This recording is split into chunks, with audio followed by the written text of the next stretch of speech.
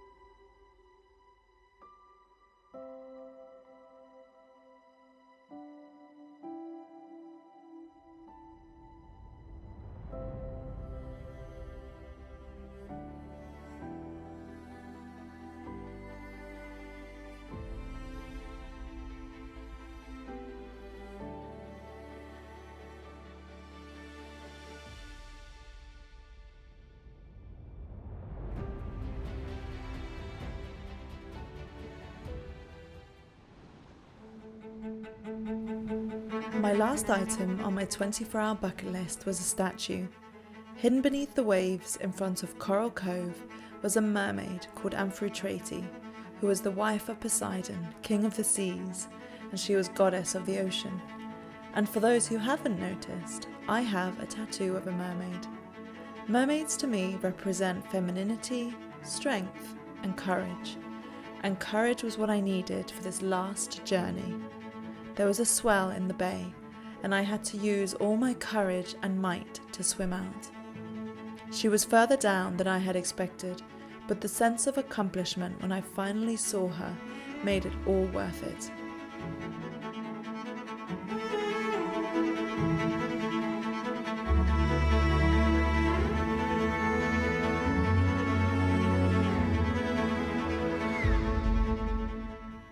I was amazed at how beautiful she was, and in Greek mythology, she is the female personification of the sea. Beautiful, unique, and mysterious. I would be remiss if I didn't mention how unfortunately some of the reef was dying due to habitat loss, invasive species, boats, and unfortunately climate change. When you see it in the flesh, you really understand how this impacts all of us. These beautiful places can only stay beautiful if we help keep it that way. It's our responsibility to protect and understand.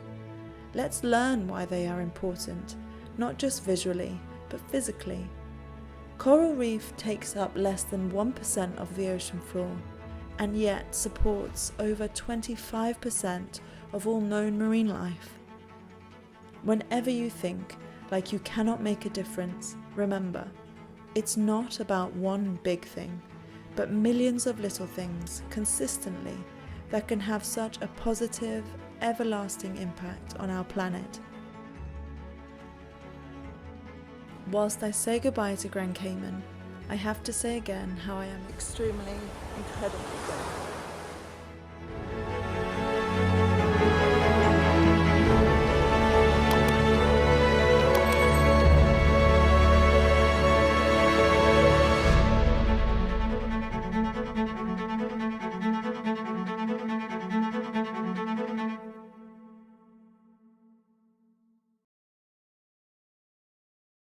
That is going to take us to another section of the island where it is going to be with the, I've forgotten entirely what I was talking about. I was like, hopefully if I slow it down, I'll remember. That really is one of the most spectacular experiences I've ever been on in my entire life. That had to be one of the most terrifying experiences of my life. Woo. There was like a massive swell as well. Like, look at it.